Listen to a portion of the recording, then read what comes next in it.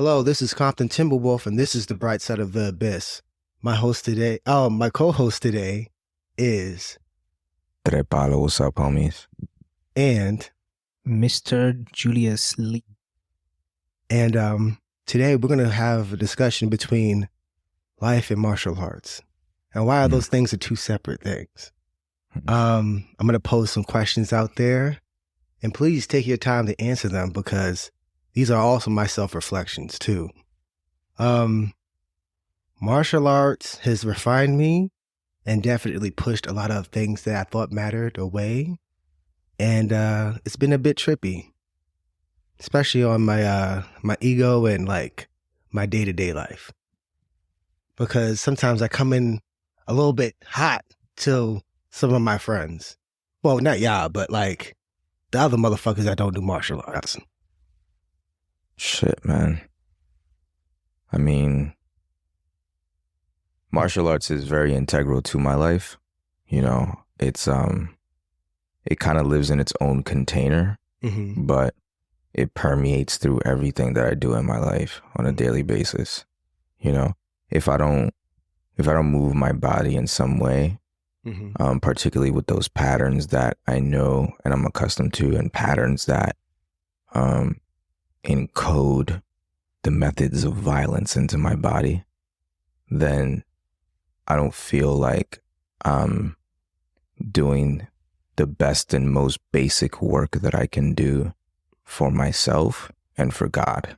You know what I'm saying? Because if somebody takes everything away from me, I have no home, I have no money, I have no family, and you put me in some strange land, you can't take martial arts away from me. Like, that's something that I will always have that. You know what I mean? And that's why it's one of those things that it's like, if I go a single day without practicing it, it's like that day is wasted. Because it's so freely available to me. You see what I'm saying? It's so freely available to me. So it's like, if I don't take advantage of that, it's like, I just wasted my fucking day. I feel like I'm not even answering your question. But you did though. But you did though, because real martial artists know how to like train and still. There's always creative ways to find training. I probably weaved 1,000 times in between the cupboard board when I open it or open a door, or like C-step while I'm like walking into places or around people while I'm going through like traffic and stuff like that. I found so many creative ways to train when I think I quote unquote can't. It's like, that's the point. Because if you can do that, then there's other things and aspects of your life that you're passionate about that you can find ways to make time for, even though, you know, society demands you to like be productive at every moment, but be productive to the machine, but not being productive to yourself. Yo, that's a fact, man. And that's like, just that right there that you said, like being productive to the machine versus being productive to yourself, is such a big lesson that all of us are being forced to learn right now. You know what I'm saying? And, you know, that's just one of the many things that is causing so much change in the world and amongst humanity right now. Is those lessons that we're forced to learn, and that's definitely a big one. You know what I'm saying? Like, where is it that you're deciding to place your energy? And why? Yeah. You know what I'm saying? Like, why? Because what you do is who you be. Like, yeah. Well, martial arts has like helped and healed my musical life a lot. oh shit. Because when I first like linked up with y'all with the clan and stuff like that, I was done with music. I was on some like, fuck this shit. I am about this martial arts shit. I need to be in a real environment where it's like, if you're good, you're going to thrive in this environment. If you're bad, you need to work on your shit till you get good. And I needed to be in that because music was not that way. There was a lot of people that was getting opportunities because they knew the right people, not because they were good. And I spent most of my time being good And I needed to make sense of where I was at. And until I got into martial arts to see what intention is, that's when I was like, oh, okay, I can come back in this confidently. Because now I can like make less steps and make the right steps. And I really like, my biggest regret is not to be in martial arts sooner. Because what was funny about was like, once the day I decided like, oh, I'm done with music, what would I want to be in? Martial arts. I had no other thought. It was at my lowest point. I was like, yeah, I need this. Damn. Yeah. So, like, why martial arts? It kind of sounds like you had a strong conviction towards it for a while. Well, like, how did that even happen? As a young tigre in the Bronx. Yeah. You know, I think the times where I found brotherhood or like I felt alive is like those moments when I was like fighting. But I was fighting aggressively, but I wasn't fighting intentionally. I didn't have like technique and stuff like that. I had heart. Right. And like, you know, heart gets you pretty far. Heart gets you, yeah. Heart moves mountains, bro. Yeah. But I would love to see where I could be when I'm like fully intentional and fully calm at the same time in this like chaotic environment. Because I think that's what I needed. I think when I got into the music industry, it was very chaotic and I'm just trying to like swim my head above water besides like get on the boat. Damn. Yeah. Shit, now I feel like I have a boat. I feel like a vessel. Shit, I feel like a submarine dive and shit like that. You ready for it, man? Oh, yeah. Like, you ready for that ocean exploration, man? Yeah, like look how small this setup is now. It's beautiful though, man. Like you're fucking portable. You're ready to go, man. I'm literally just so calm. There's a couple of mantras I've been writing to myself. It's like you're more powerful when you're relaxed. Hell yeah. Like if you feel like you're tense in a situation, back up. Don't make a decision until you relax. Word. I don't agree to numbers no more until the day after. I learned that something for myself too. What do you mean by that? You don't agree to numbers before? So like, I want you to like play around with this for a week, my nigga. Okay. If somebody asks you for like your time, don't decide that day. Decide the day after. Ooh. And then be like, I thought about this for a while. Yeah, I'll agree to this. It still feels good in my heart. Sometimes like we make decisions because we feel like we need to, not because we want to. That's a fact. And like with decision making, we're fighting. Sometimes you don't need to punch all the time. You need to punch the right time. Yeah. And I love that shit. It's like, you know, there was this one it's dude, like playing an instrument. You don't have to drum all the time, you have to play the right time. Right. Because then like that's what makes the song. People don't care about, man, the drums on this song is dope. They think this song is dope. Yeah. So where are you at in the song?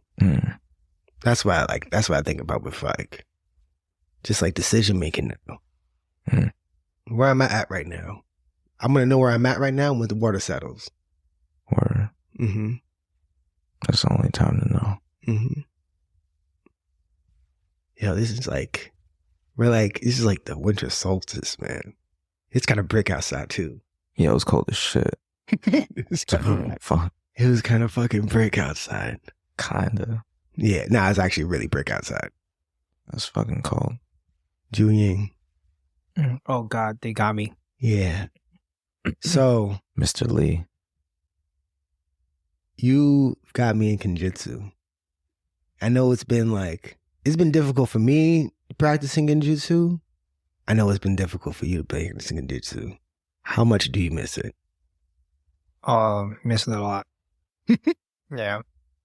It's like something, like my sword is next to my altar. That's how important it was to, like, I think at one point in one of my trips, I mentioned something about how my sword is my first wand, and it is true. Ooh, that was my first magic staff. I just never realized it. You know, and it's I'm not gonna front. I'm not like when it comes to combat skills. Bare hand, I would consider to be my least confident. Mm-hmm. But if you give me a weapon, that's a different story. I feel one with it a lot more versus my own body. It's very strange. Yo, like training with you is so funny because like I'm swinging this like bokken right between like your like brow, and you're just not blinking. You're totally calm, and y'all trying to punch me. I start to flinch and close my eyes. And I'm like, it's like, what the fuck is wrong with me? Like the other thing, the other thing could actually like those little... Yeah, I think we talked about how maybe I'm not afraid of death, but I'm afraid of pain. Wow. That's some wild deep. shit. It's like, okay, you can kill me, but just make it quick. Shit right there. Just fucking make it quick. Yo. Yeah, because I'm the kind of person who has no dial. Like I go 1 to 100. That's the one thing that I struggled all my life. Try to figure out what's the right way to deal with it. Because it's like I either be your best friend, or if you step on the wrong foot, I will fucking kill you. That's why I'm so drawn to the weapon, because weapon is like a yes or no question. You know, it's like either you touch it, you die, or you live. So I'm always the guy who's like on edge. Like I have to be either black or white. There's no middle. Damn. So yeah. So what were we talking about? No, I was no. We can go off of that too, because like I definitely like miss like training and stuff like that. Oh, wait, hold on. I'm sorry. I think I remember what I was talking about. I'm high as fuck right now. No, because training genjutsu in like crib is hard. Yeah, it's hard. It's if you don't have the right ceiling height. I found a way to deal with. Try to find a way to deal with my black and white side. You know, I think it's sort of exactly like that. You cannot wield it like a stick. Like it's not a stick. It's not a bat. It's not like hard, but it's not completely soft either. It's very soft. And one of the craziest thing I ever heard the first time learning Kenjutsu is like, oh, you have to be completely relaxed. I'm like, what the fuck are you guys talking about? I'm holding a lethal weapon in my hand and you want me to relax? He's like, yeah, you're supposed to relax. Like, and like he was showing me this thing where, wait, what was he doing? The sensei. Oh yeah, he was showing me that you hold it out to a ball first. And you swing around to feel that looseness. And eventually he says, when you train up, you just wave your hand like this, you will feel the whole, the looseness in the fingers. So that's how you can. If you cut it like anything else, it doesn't cut. It has to be very. Yeah. Cause like, you know, when you're like punching, there's like that one moment when you're supposed to like snap it, and then that's gonna like create the impact and force that you want. And like with the sword, it's kind of like that, but like I don't know like how it feels for you. I feel like it's like I have to squeeze the bottom hand first, then the top, and then flick that energy. Yeah, it's like through this blade. You can literally feel the energy transfer through your fingers to the weapon. Yeah, and then once you hear that, I'm like, oh shit. Yo, I need to get into that weapon game, bro. Yo, no, like it's actually addicting. That's why it's like it costs a lot of money. I bet. Well, you know, it's worth it. Like everything, it's worth it. Yeah, you know, it's an energy transfer. You know what I love about training in Brooklyn? You're not the weirdest motherfucker like training outside. So like I'm over here where like I'm like with like my full on like weapon and shit like that. And like before I was like, oh shit, I think the cops are gonna stop me. Like, you know, I had like my Hakama and shit, and like motherfuckers like, hey. And I was like, oh shit. And I went to talk to the officers, like, you know, I put everything else, my shit up. He was asking me if like, yo, do you teach classes? I was like, oh, okay, cool. Got my heart was pumping and shit like that. It's like it's like Brooklyn's cool like that. I don't know how the Manhattan motherfuckers do it. I think they pretty much do it in studios, but like, I don't know, out there in the park. Yeah, I prefer training outside, especially with a weapon. Yeah. Plus, that's also like the place that you fight. Remember, Sensei also he used to tell us, like, you're not going to be fighting in a completely smooth floor. You know, where there's everything is perfectly there and your foot is well placed and everything. No, it's gonna be caught on all kinds of shit. You might fight in a house, and that's why he would have us train indoors too. Okay, yeah, that's also one of the environment. You know what I'm saying? But most of the time, it'll probably happen outside. Yeah. I would think, maybe. That would be an interesting thing to like actually record and get statistics on how many fights happen outside versus inside. I think we outnumber how much happened outside. I think it might be more equal, or maybe inside happens more. I think inside happens more. Right? Yeah. Yeah.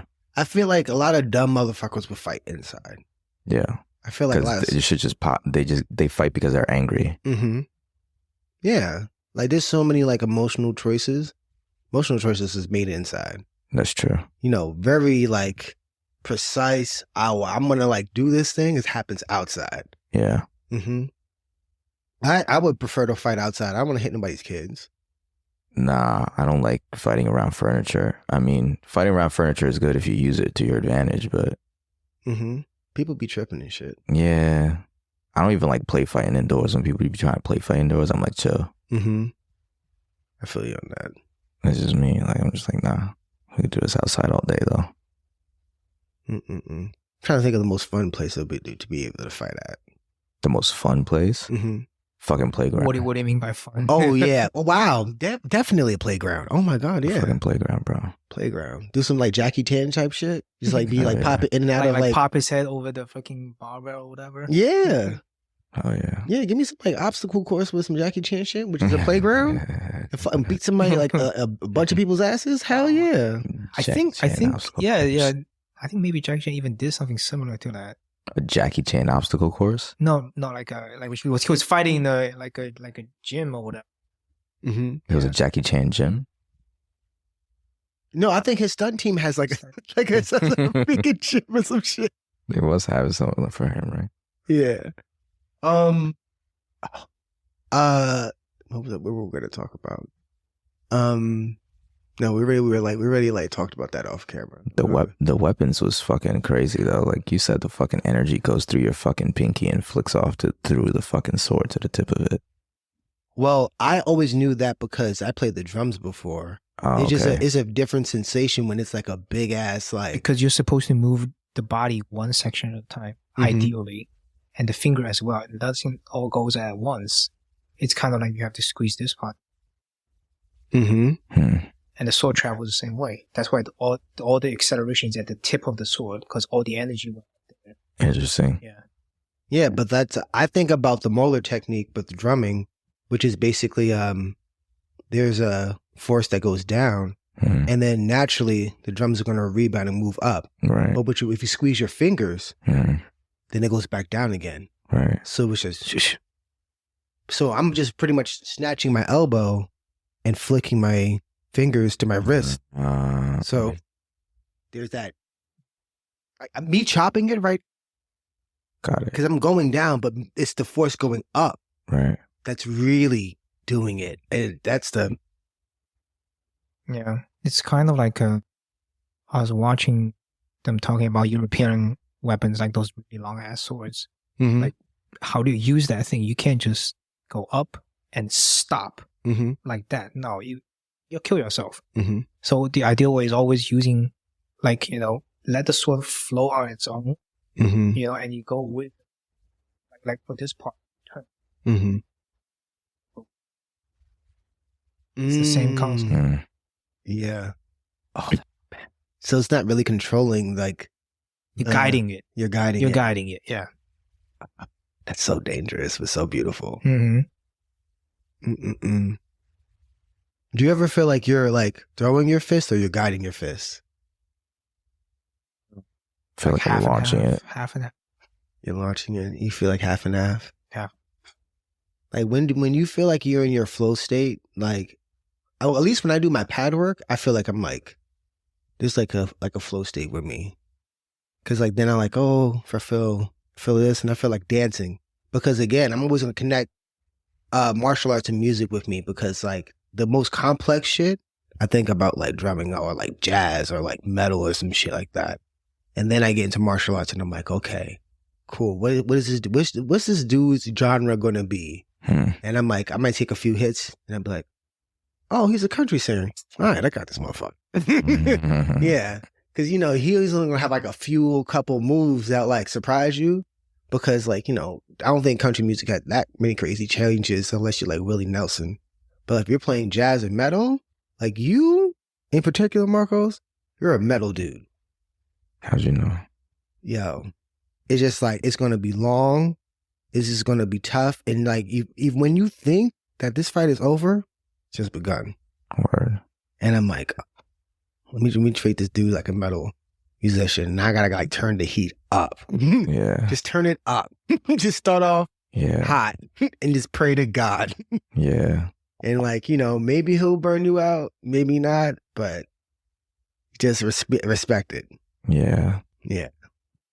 Sparring is fun. Yeah, I think Marcos's chart in the Chinese I Ching he has a lot of metal. He's from the Fire Nation. Yeah. He's like definitely the lava bender. I've always thought of myself like that, like as a breed between fire and earth. Mm-hmm. And I was like, so what is that? And I was like, oh, that's metal. Mm-hmm. That's definitely metal. Like It comes out on my spiritual things too. Are you into Greek mythology? Am I into Greek mythology? Yeah. Are you at least familiar with I know what I've needed to learn to get by.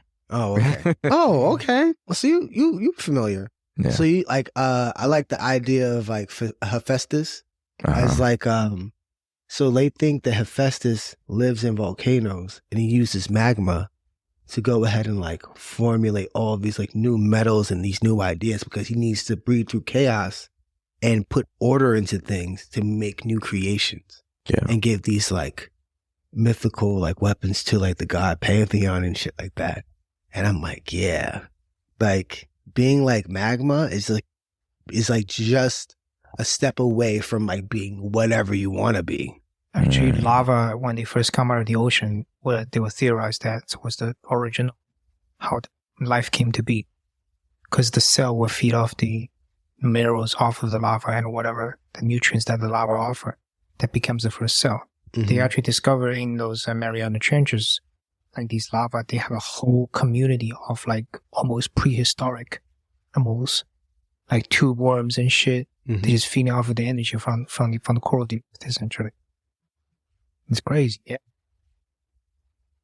Yeah, like fucking. So, from what I understand, is that those motherfuckers breathe sulfur. Mm-hmm. So they Like, process sulfur the same way we process oxygen. Wow. Yeah. And These bacteria, yeah, it's crazy. Those volcanic, the tube worms, whatever. No, the vents, the volcanic vents, because it spits out like the lava and shit, but there'd be like smoke and gas that still keeps coming out. That gas is like super sulfur rich, so that's why they live next to those vents because they breathe that shit in. Wow. Oh my god. Those are aliens, bro. Absolutely. Yeah. I was about to go into a crazy tangent about aliens, but I'm trying to like keep it in martial arts in life. Martial arts and Martians. Martial arts and Martians. Martial arts and Martians. Do you think Martians do martial arts? Of course. Absolutely. Absolutely. Actually, that was great, by the way. Yeah, animals have even animals has martial arts. Hell yeah. You ever see how cats wrestle each other and shit on their two legs? Hmm. And those side kicks, whatever the kangaroos do. Mm-hmm. Oh, kangaroos. That's some perfect front kick. Mm-hmm. Just once you understand the energy projection, mm-hmm. a lot of the same concept. Damn, how do you think they can calculate how to project that? They're not calculating. Nothing. They just go by instinct. They just doing. It's fucking dope. That's so fucking dope. Just do it. I'm trying to think of like a bug or like a interesting like I think I like watching my cat like kill water bugs. Mm-hmm. I live in Brownsville. There's like water bugs and shit sometimes. But like seeing her like just chill, just stay relaxed and then just snatch. Mm-hmm. I'm like, oh my God, girl, damn. She's like, dude, it's like fucking amazing. I just be kind of smoking. I'm like, let they be freaking out. She'd be like, oh my God, no. And I'm like, yo, She got this. I That's- can literally like probably kill it myself, but I'm like, I'm gonna let her like work for this though. Yeah, let her hunt. Let her hunt, man. This is also like almost the same concept as we like martial artists, especially like duelists, Mm-hmm. comes to like this split second decision, right? Mm-hmm. From what I heard, even though I have not experienced that sensation myself, but in archery, the Japanese concept of it is like once you know you're trying to shoot, once there is a mind there, God, like Over. you cannot release your hand before your intention. So your intention has to be almost disappeared. Oh. Mm. Oh. It's very like very counterintuitive. That's some Sanshin shit right there. Yeah, Mhm. like release your intention, no retention, just go. Release my intent. Yeah, actually, that's facts though. Cause like sometimes motherfuckers be sparring, they be having a plan. They be like, "Oh, I'm gonna try to do this combo," and I'm like, Don't do the that. funniest thing, yeah. "Don't fucking do that." No, but that's good to do. To have a plan? That's good to do. Yeah, to train certain reps. Yeah. You know what I mean? Like going in with a plan, being like, this is something that I want to train on. Then you go, with that plan. But if you just sparring to spar, like freestyling it. Yeah, there's sometimes I'll be like want to work shit out, but I make But- that decision based upon But how about this? where the other person's at. But how about this? But there's two different ways of going about this, because I've spoken to some martial artists before. Mm-hmm. There was this one guy in particular, Coach Pat, white boy Pat.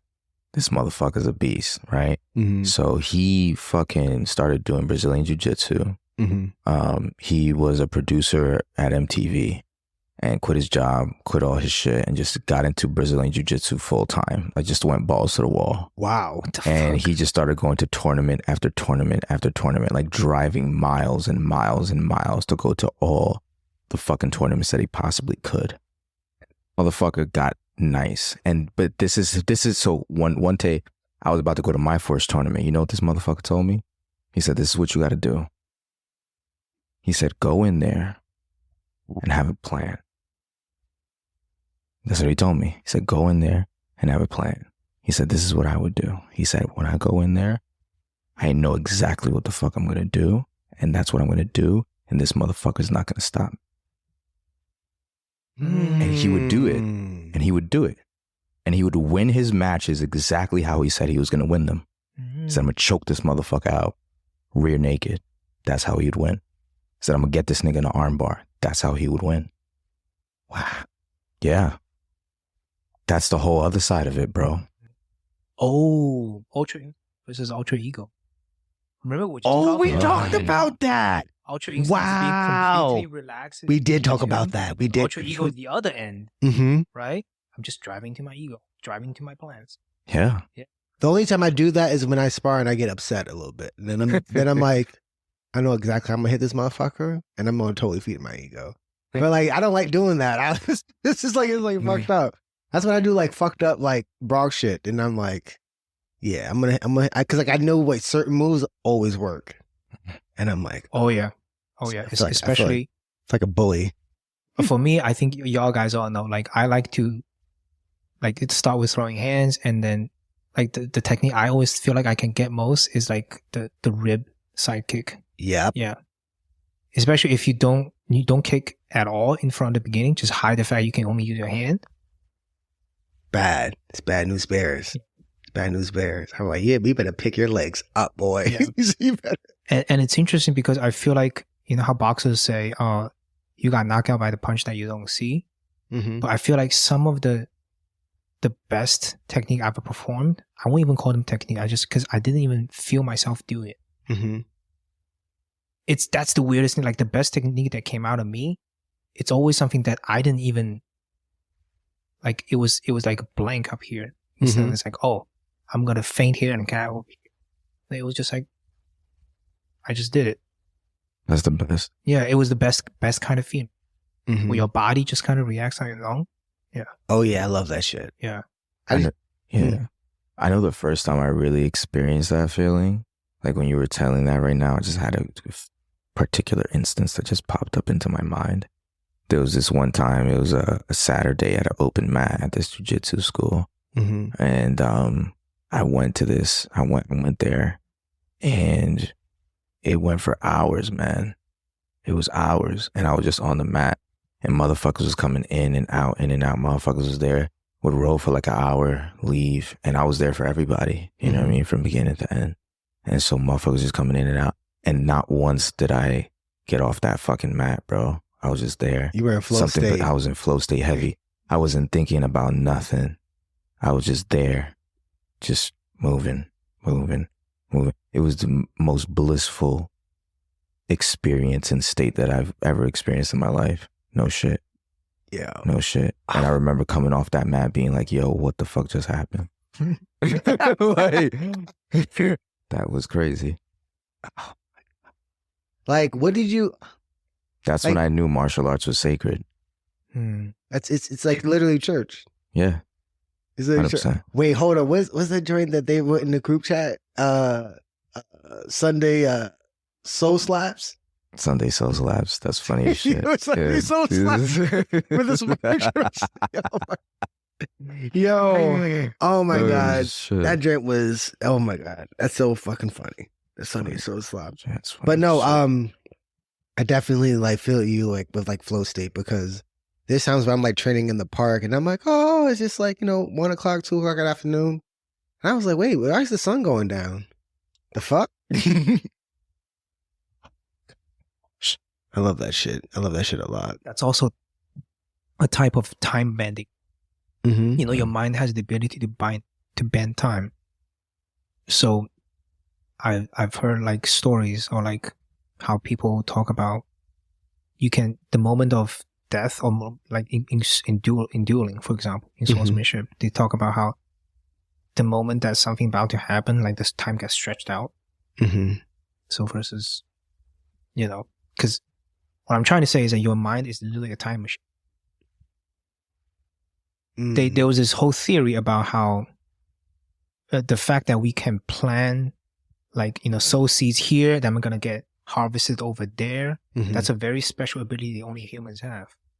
Is manipulating time in our mind so that we say, oh, you know what, I'm going to do that, I'm going to do that. So it's like a timeline that you lay out for yourself. Oh. And you can use past experiences to use as a reference for your future plan. That's something that only human beings can do. It's the time machine here. I don't know. These elephants are kind of smart though too. These elephants. Maybe they can do that too. We just don't know. Yeah. Well, maybe they just don't have the physical capacity and the physiological makeup to be able to execute and implement on that knowledge the way that we can. You know what I'm saying? The fact that we could fucking stand up on 2 legs and use thumbs is crazy. That gives us a lot of fucking... That's some alien technology, right? That's some alien technology. Yeah. But also, to double down on my animal joint, these whales also sinking some ships. And there's a bunch... They're doing billionaire ships. They're not just attacking anybody boat. They attacking yachts. I think that's kind of fire. Dead ass? Dead ass. Interesting. Yo. Shit. It's the orcas. You didn't hear... Hold on. I got you right now. Revenge of the Orcas, bro. Son. These niggas ain't playing. Son. Oh, my phone's upstairs. Oh, it's charging, right? They said we heard y'all talking shit. Son, the orcas. I love nature. I love nature for that. It's just like Nature's great. Nature's going to handle that. Nature handles everything, man. It's like we got to stop acting like we need to handle nature for her. Like, when have you ever walked up to your mom and be like, yo, like, you don't know what the fuck you're doing. Like, I need to fucking... Well, I have walked up on my mom. Never mind. Yeah, I'm like, I was like, sometimes you gotta go. Maybe not your grandma. Your mom, maybe. Your grandma, not my grandma. My mom, I'm just like, sometimes I'm like, you know what? That's a little bit too much for you. Oh, shit. But yeah, Marcos was right. Like the whole thing about like we can conquer Earth. It's like, get the fuck out of here. Do you know how many times mass extinction happened on this planet? Yeah, and the Earth was still like okay, well, we definitely have some sort of role to play as some sort of like steward of the garden. You know what I'm saying? Yeah, I think that's really what it is. You know what I'm saying? I think motherfuckers forgot that it was a garden, first of all. You know what I'm saying? Yeah. And then once shit. you forget that This it's is a his garden. bonsai tree. This is Ooh. God's bonsai tree. He kept in the corner, and we all just fucking that shit up, making it brown and gray and shit. That's fucked up. Yeah. Yeah. You touch my bonsai tree, though. It's like, damn, you rotting my bonsai tree. You see, that's why God is on the stay in heaven, because he don't want to be chilling with us. But God is everywhere, though. God is everywhere. God is in everything. Mm. God is in this room right now. Mm-hmm. Oh shit. I'm gonna go on a real like crazy nerd tangent. So Bleach is having this thing called the 1,000-Year Blood War arc right now. And Who's it's like Bleach? Bleach is an anime. Okay. So Bleach is an anime. So there's one character, or at least the antagonist. His name is Yachwach or something like that, but it's almost spelt like Yahweh. And the thing about him is that there's these people that are called Shinigami, which is like Death Reapers and shit like that. And there's another faction called Quincy's that are supposed to be like angels. But the more that they get powerful and stuff like that, the uglier they become. And with the Shinigamis, they become a little bit more, slender and a little bit more pretty and shit like that, a little bit more regal. I gotta watch that. I didn't watch season 1. I didn't watch season 2. Oh no, yeah, this is like the last season. Last season. So there's one dude named Yadrach. Basically, the protagonist was getting powers from him, and like he pretty much empowers everybody in the actual Bleach thing, because he's actually the Soul King's son. That's a part of Bleach, and it's like really crazy. And the Soul King is like kind of like a victim of his own power, because he's pretty much this immortal being that has no arms and no legs, but he pretty much is the stake of reality. It pretty much separates heaven, earth, and hell. Oh shit. But he has to be trapped there and immortal forever. Oh my god, this is just like Loki season 2. Yeah. Holy shit, that's exactly like go on. And I think it's like really like dope. It's like, damn, what if like God is like that? It's like he's like this like huge sacrificial being that did all this like stuff and like imparting all of his power and abilities to all of us. That's crazy. But like he's just like looking out there like helpless, like, is this what you do with my power? But I feel like that's exactly right though. Wow. I feel like that's exactly what's happening. Because I believe that if we are all God and God is in everything, then God basically gave itself up to be this experience that we're having now. So God is trapped in our experience. Oh my god, You see what I'm saying? This is just whoa, like whoa, this is whoa, yo. you just blew my freaking top off right now. You blew up my wait. Yo, Whoa, this is that is a Yeah, yo. think about What? this is just like Right? Loki season 2. It's so Yo. funny. I was thinking about telling you that to the light. Just trying to wrap Yo. my brain around. like God I was is trying to tell you trapped about in our in experience. our experience. yo.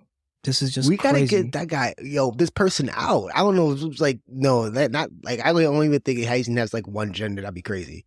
But like, we need to get them out if they're trapped in our experience. But that's what spirituality is about.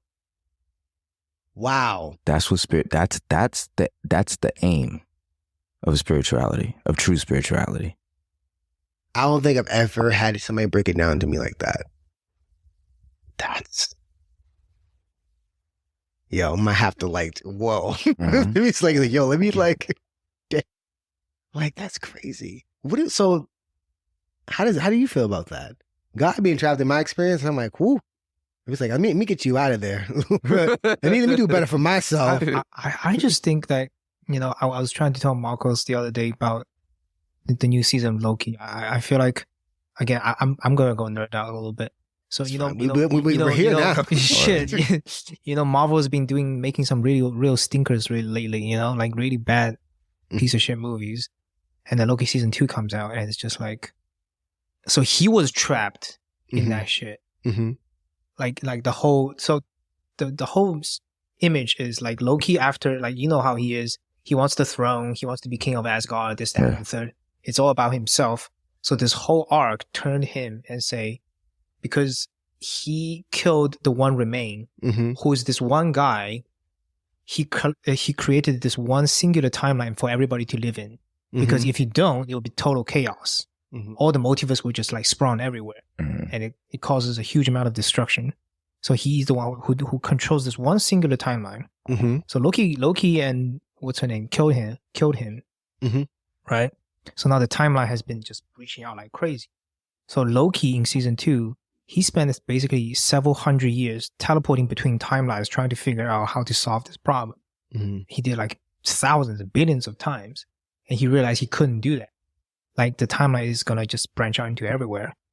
So he's like the final season, final episode is like he just, you know what, I'm going to just walk in there. So he walks into the, whatever the thing is. He grabs all the timeline, holding it into his hand. And some of it was attaching to his body. In the end, he was just sitting on the throne, literally viewing it with his own magic. So he would stay alive. Or else all these timelines. So he essentially become the god of story. Shit. It is the most craziest finale that is. Yeah. And he basically sacrificed all his ego, all his whatever. He just said, you know what, I'm just going to here to protect everybody. And that image of him. Wait, there's one more shit. After all that shit was attached to him, the timeline becomes a tree. Oh, like Idrisil. Like Idrisil, yeah. Oh, that was so dope. Yo.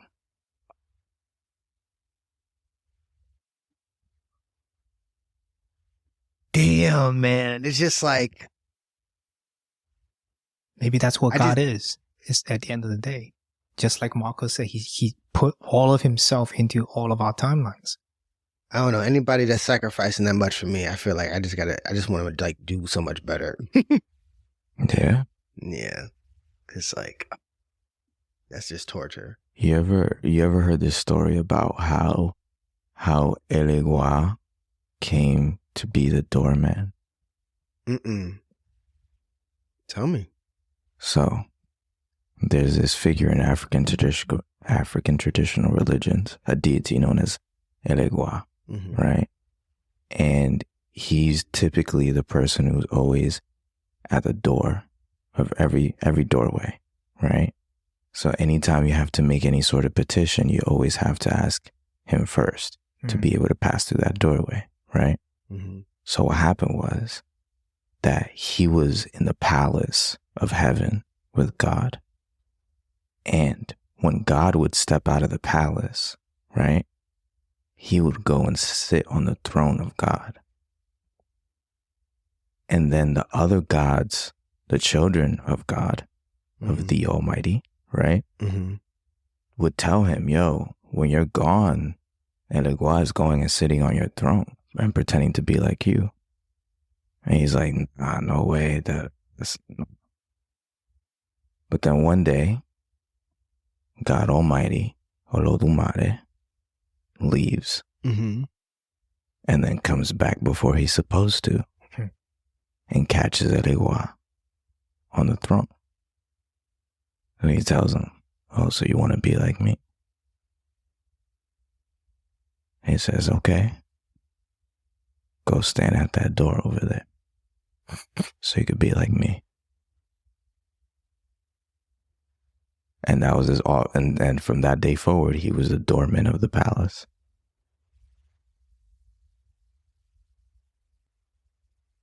Yeah.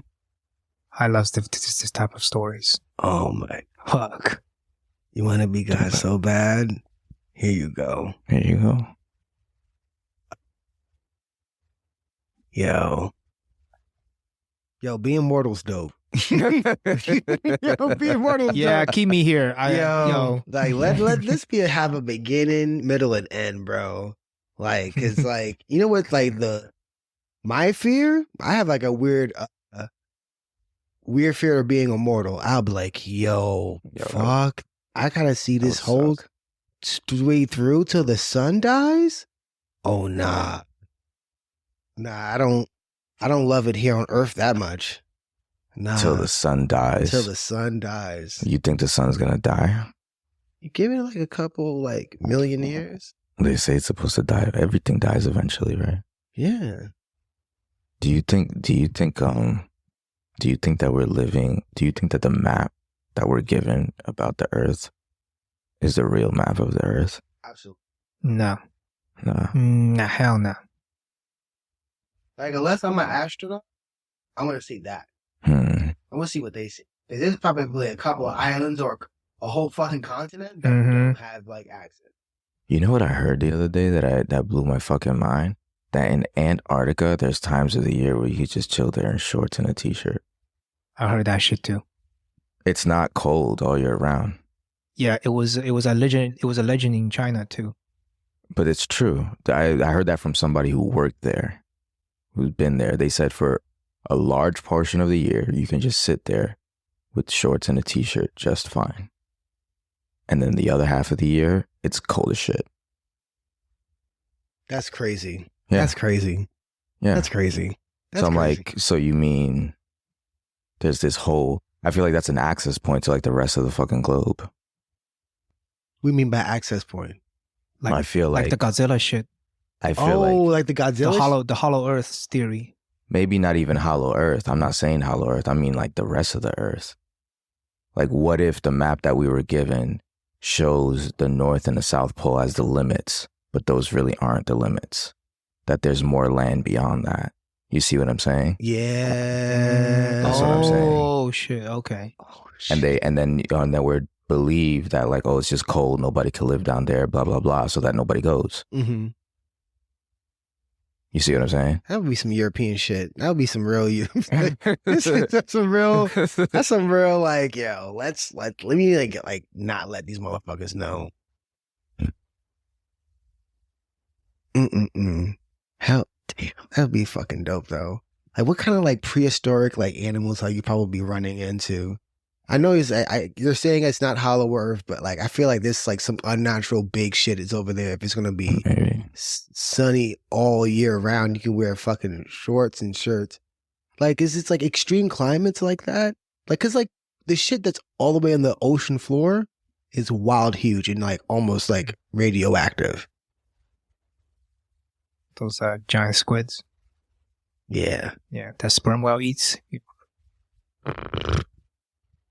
Yeah, don't get me started on the whales again, man.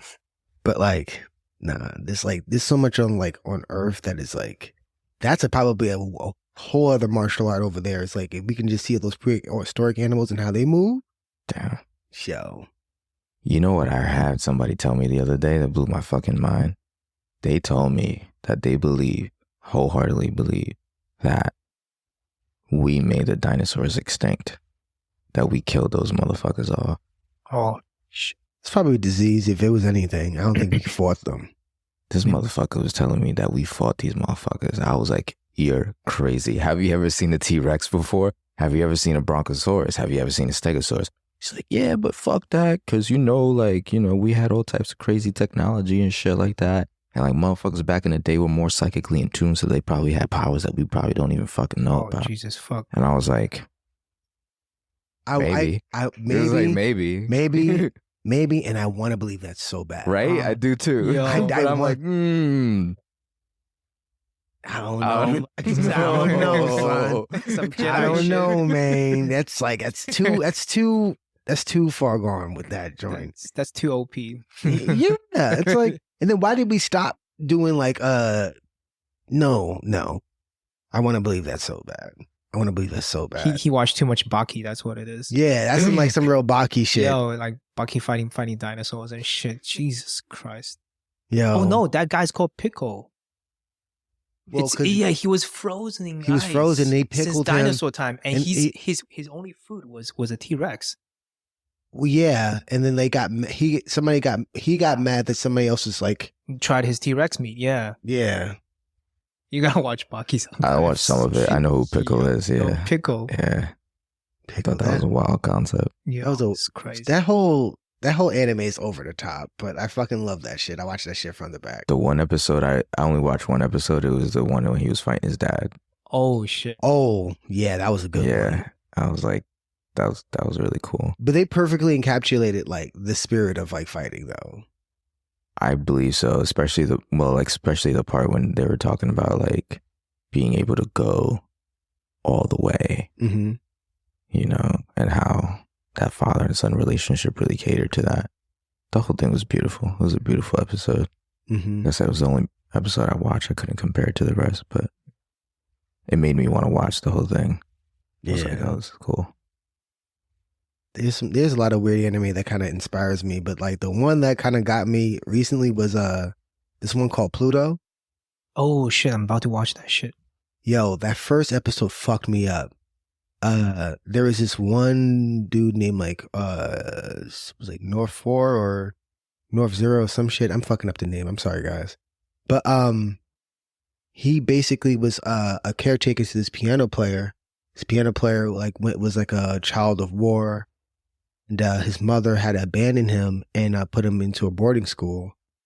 And he pretty much like had a reservation for all like androids and robots and shit like that. So stay along with me with this android concept. So boom, fast forward, he's an old man. He scores movies and stuff like that. He's a renowned composer. But this android keeps on fucking with his piano. And he's like, why the fuck you touching my shit? He's like, you used to be a fucking battle droid. Don't be touching my shit. And he's like, yeah, I used to be a battle droid, but I don't want that to be my existence. I want to I know I belong in the battlefield, but I want to be an artist. And he pretty much goes through this whole episode trying to fight for his respect for this composer. And basically the composer's like, get the fuck out of here. You'll never, anything that you touch, even no matter if it's good or on time, it will never have emotion because you're soulless. So he leaves. The old man gets all sad because now he's alone and nobody wants to try to understand him anymore. And he feels like he's an outcast of society. The android comes back a day later and he was like, hey, I went to your hometown and I know there's this one song that you had trouble finishing because I hear you hum it in your sleep. And I think it was actually an old song from your homeland. He sings it back to him and helps him finish the song. And then he said, yo, I'm actually going to teach you how to play piano. Teaches him how to play piano and stuff like that. And he's got really good. Then one day, out of nowhere, he gets a call from outside. And the old man was like, hey, what's that? Because the old man's blind, so he can't hear shit. He can only hear shit, he can't see shit. He's like, I'll be right back, the robot says. Goes back out, flies into the sky. Boom, boom, boom, battles and stuff like that. The sky goes black. He hears a loud thundering noise. And then he hears him hum his song from his homeland. Crashes down. I start, as soon as that android crashes down, my tears are falling down. That was the most fucked up anime ever. And that was the first episode. And it gets worse. And I'm like, damn. And I was reflecting back to myself is yo, there's this system that wants me to be an angry, violent man. And I'm choosing not to. And I'm choosing to be a pillar in my community, putting out giving expression to people and really touching base with my spirituality so I could be one with God. But there's going to be one day that the system will be like, you know what? You.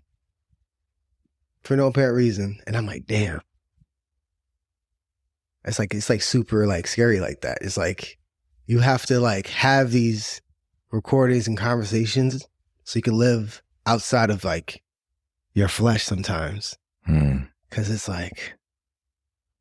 at first I was sad that he didn't live his musician life like he should have. But then I got super happy when I was at least he experienced it. And I was like, that might have been just enough. Well, yeah. Well, that's what that gave you, you know? Is that one piece to hang on to. Because he didn't die angrily. But damn. But then at the same time, I'm like, he's just a robot, right? But I it didn't feel that way. No. It didn't feel that way. It's not just a robot, man. It's not just a robot. And when you think about hearing things about war and casualties and stuff like that, I'm yo, you can all say casualties. Don't say victims and shit like that. But it's a person, children, stuff like that. But like casualty, that's just a verb. Mm, Or a noun, I mean. yeah. Hey, Compton, I think my headphone is down a little bit. Are your headphones down? Let me see. Hello? 1, 2, 3, 4, 5. Hello? I can't hear. You can't hear anything? I can hear you. Okay. Yeah, I can hear you too. Okay. Okay, that's good. Yeah. All right. So I want to like try to close the session with like some affirmations. Mm. So we can either pull from the Oracle deck or the Tarot deck. What you want to do? Yeah, terrible, bro. Tarot? Ah. I got you.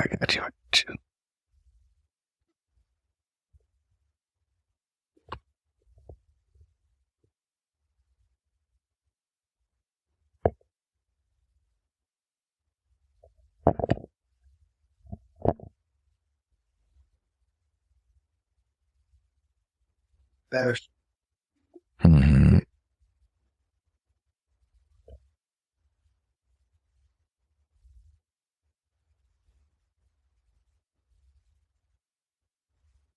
I like how it's up.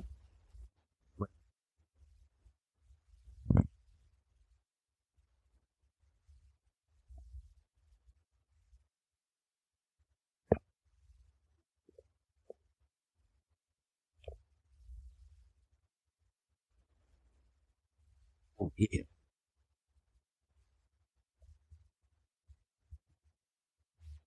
What do you want me to do? Pull one. Okay. Pull one from anywhere you want.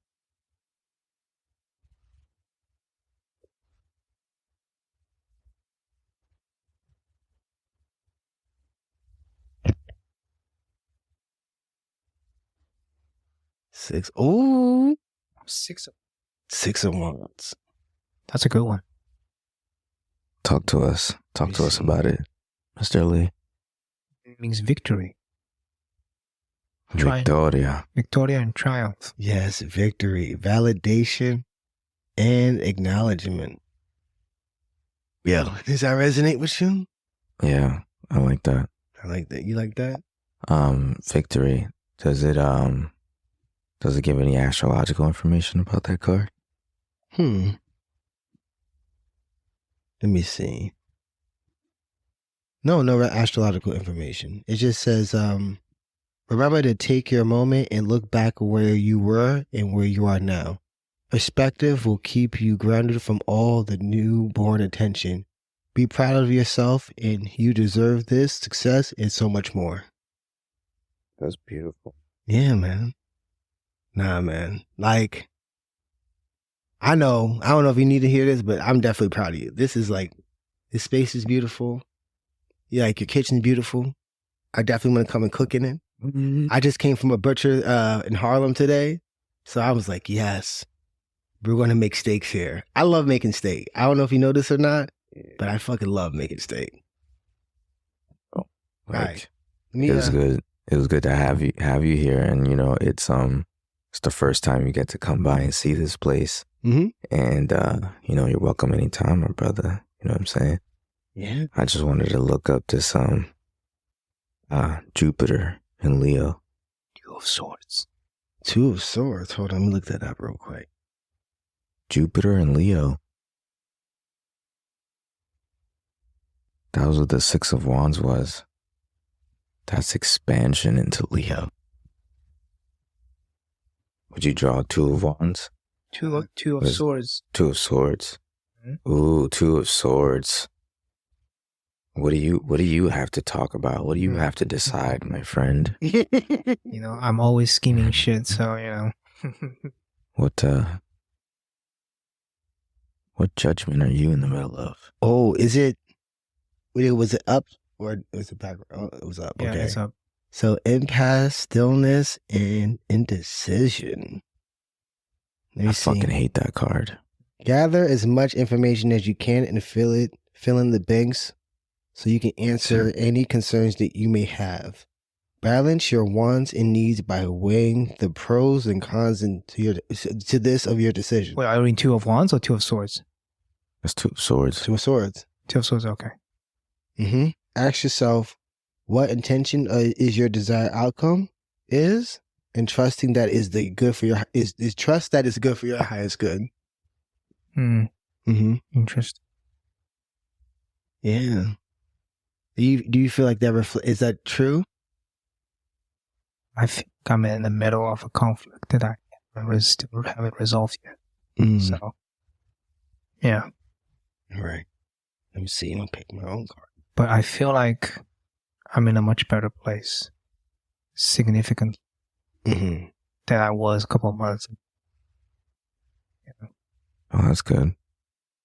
But you're still in the midst of it, though. Yeah. It is in the middle of it. Yeah.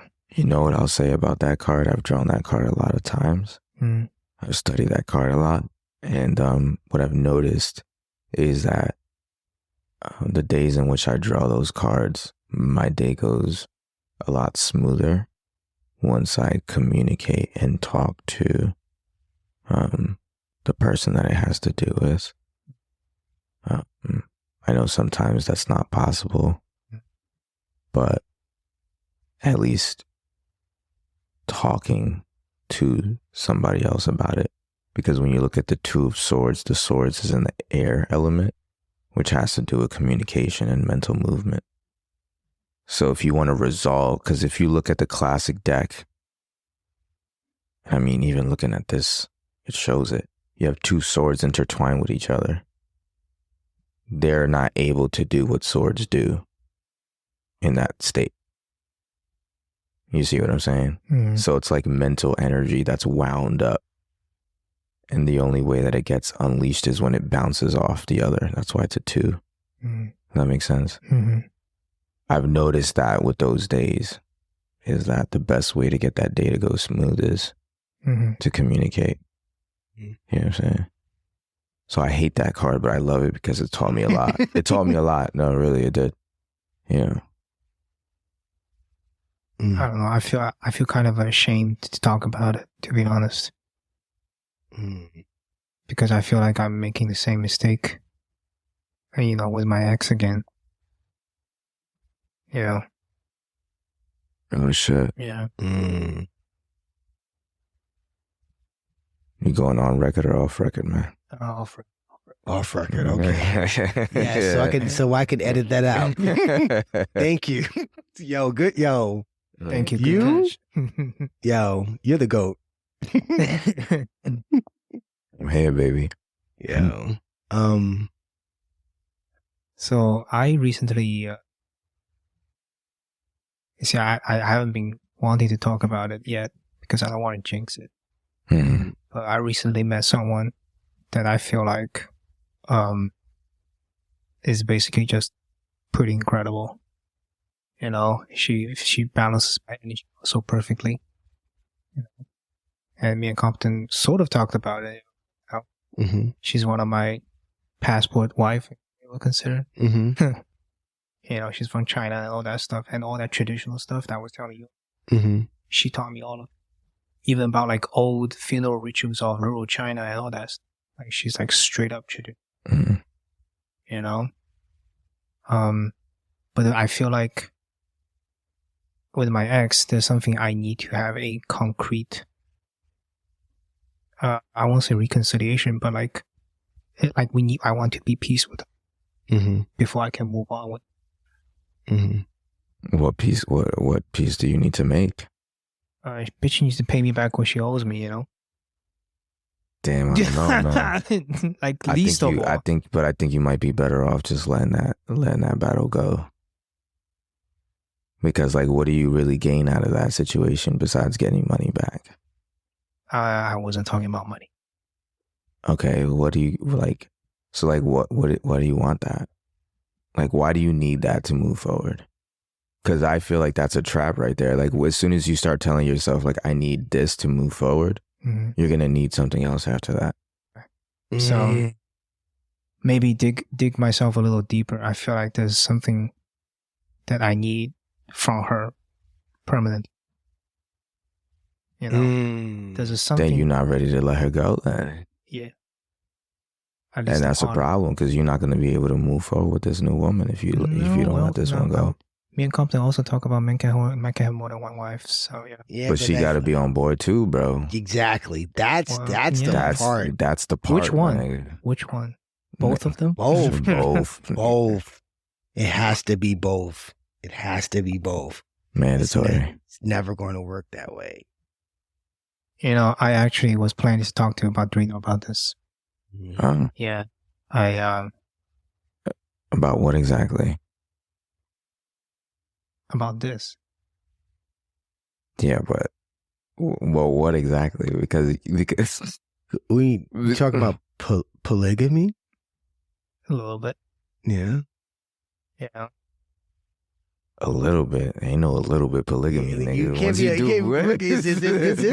that's a. No, I'm a modest man. I have a number, so because like polygamy can be like, oh, this is dope, and it's like literally two powerful women upset at you, and like, man, you don't want to be there, bro. Like, there's no like you have one woman that like hates you that like literally ruins lives. Yeah. Two. Oh my god. Coordinated.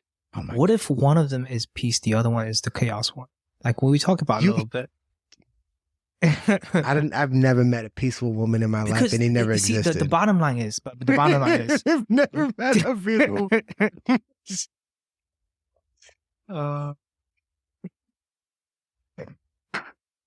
But that's the thing, though. That kind of chaos is addictive. You know what I'm saying? Like you said that before when we're at the chicken joint. You're like, oh, I need a little chaos in my woman. You know, because it has to be the right chaos that matches with my chaos. Yeah.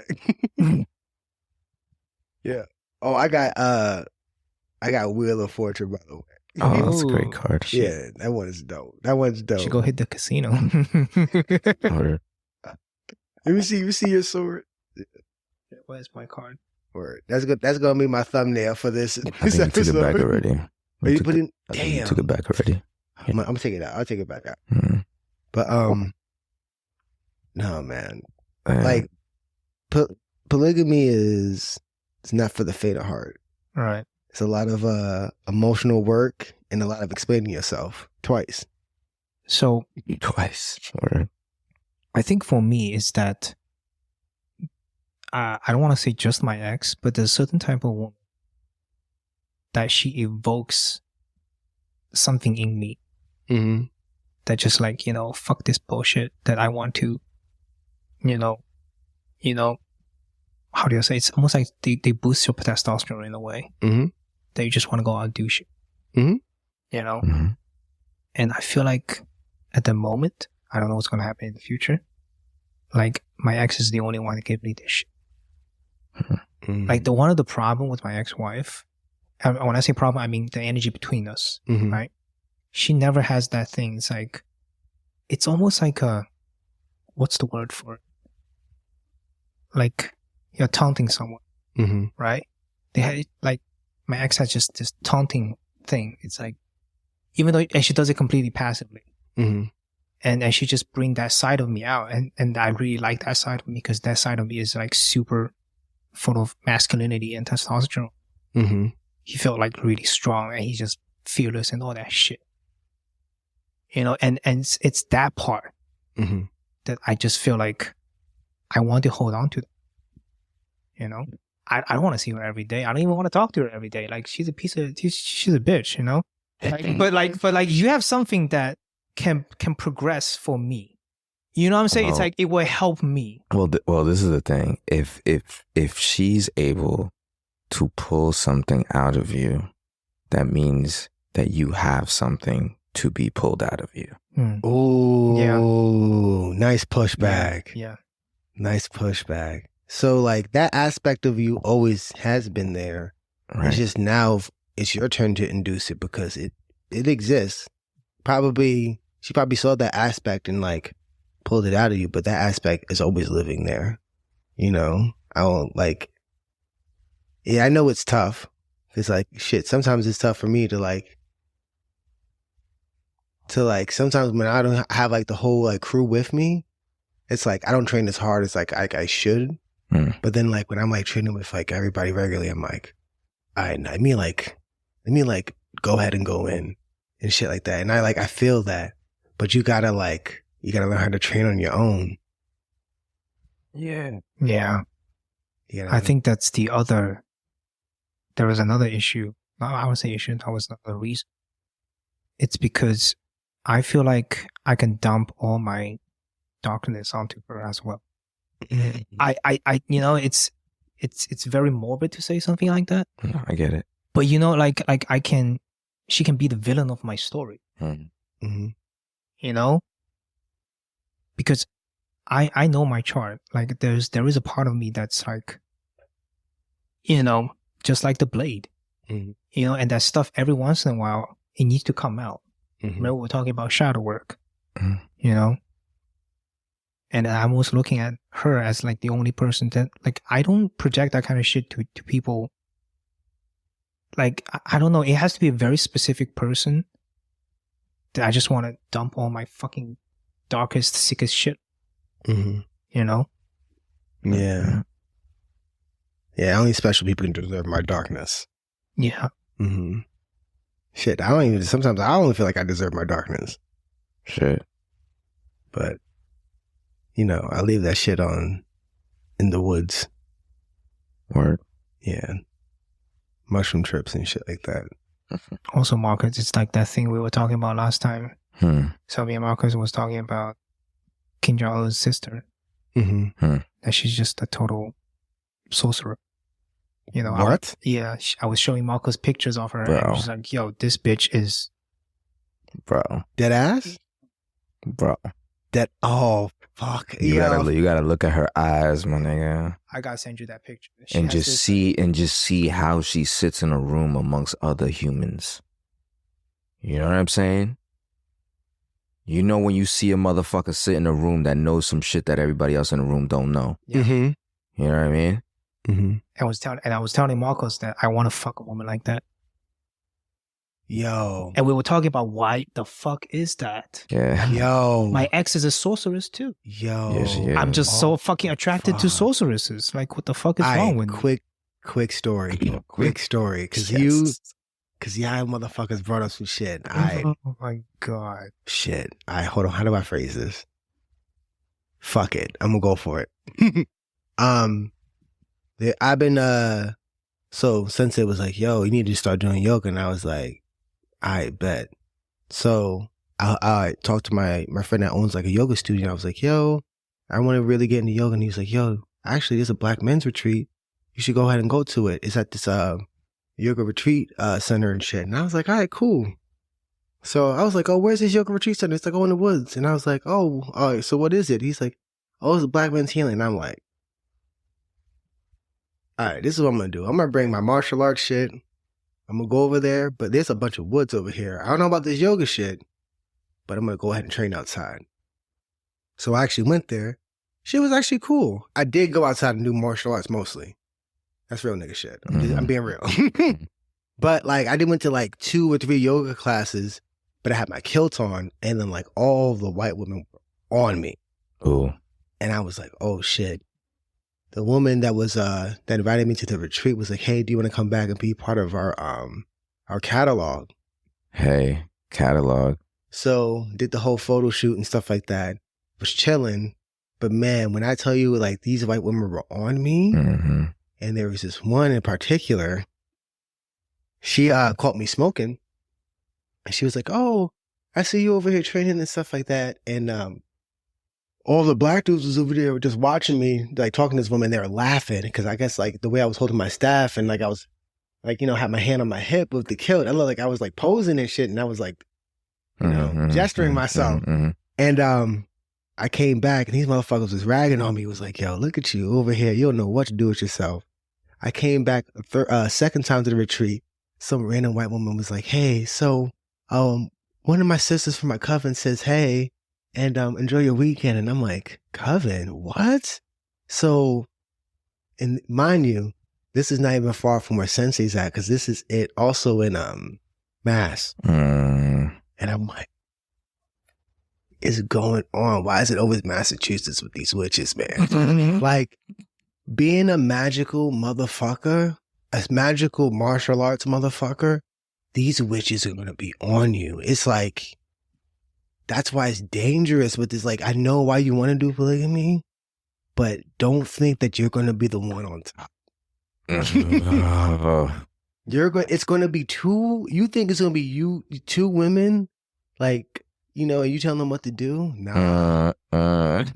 It could easily be these two women telling what you to do. Real quick, I boy.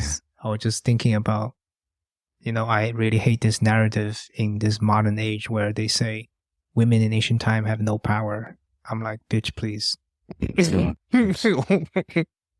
like the Tudor dynasty, right? He had to go to the fucking Pope to divorce his wife. That's how much the Princess Catharina from Spain had. She was like beloved by the people. The court loves her, and she said, "I don't want a divorce." The king can't get a divorce. He has to go through church law. He changed the church law so that he can divorce his first wife. Mm-hmm. And you're telling me that women had no power back then? Women have always had power. Yeah. It's just been masked in different ways in different eras. It's also because like we don't celebrate that type of feminine power. That's always considered like evil. That's the problem. Well, it's considered evil because niggas get mad when women flex their power. Because women do flex their power. But these motherfuckers that had no abracadabra in the begin with. If you had abracadabra, you wouldn't niggas got abracadabra. It's just our abracadabra don't look nothing like their abracadabra. Yeah, no, it does not. You know what I'm saying? That's what it is. Yeah, at the end of the day. Like all they had to do is just like a gesture or a certain facial expression and boom. No, because like I said, they working with a different set of magic. Mm-hmm. You know what I'm saying? Yeah. Until we get into like our full femininity, I don't think I'm gonna like even recognize that shit. I still got all this ugg in me. I'm not trying to get to full femininity, my nigga. I'm just trying to get enough. I'm trying to get enough too. I'm trying to get enough. I'm just trying to get enough to balance out my rah-rah shit. Yeah. Nah, I just want to know enough where like, I'm like, I know something happened in here and with like this like feminine energy. I just kind of want to like pinpoint it. I just know it's wrong. That's where I'm at. Yeah. All right. Let's close this thing with some gratitude. I think we're good. I'm grateful for you inviting us. I'm very grateful for the winter solstice. I'm grateful that we brought these cards and these mudras and the coquito. Shit. Yo, actually, yeah, another fucking sip for this joint. This joint right here, this ain't get the fucking party started. Nah, man, I'm really like, this is like a really beautiful home, man. Like, this is like so fucking dope. And knowing you're gonna make this even more fire. So I really like, I enjoy seeing the progress, and I really hope you record your progress. You be Mr. Low Key sometimes. Always. Always. I like to surprise motherfuckers. No, but you've been doing good with the posts though, and you stop. Well, yeah. I'm just I'm on rocky grounds right now because I'm going through such a transition, but things are stabilizing themselves, and I enjoy the reflections. That's why I like it. Yeah. Things are gonna get consistent. Yes, Yeah, for sure. What are you grateful though for? I'm grateful that I got my breath. I'm grateful that I got my sight. I'm grateful that I have my voice to speak with and express myself with. I'm grateful that I get to share this space and this experience with the both of y'all and with anybody that's listening right now. I'm grateful for the sun. I'm grateful for the cold in this time of year. And I'm just grateful for this day in general and looking forward to the seeds that will continue to sprout from this day forward. You know what I'm saying? Word. What are you grateful for, Zhu Ying? I'm grateful that my guardian spirits is always diligent in their duty. I'm grateful the fact that I was able to find finally a good woman in my life. Really appreciate it.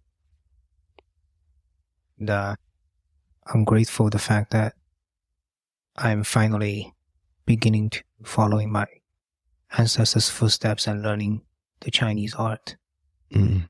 You know, it's funny because I think my parents started learning about this at the same age, at the same age of 37. Yeah, and I really like it. You know, that was not like, I don't want this, that, and third, you know, about certain things. But this is just like, wow, I enjoy doing this, you know. And I'm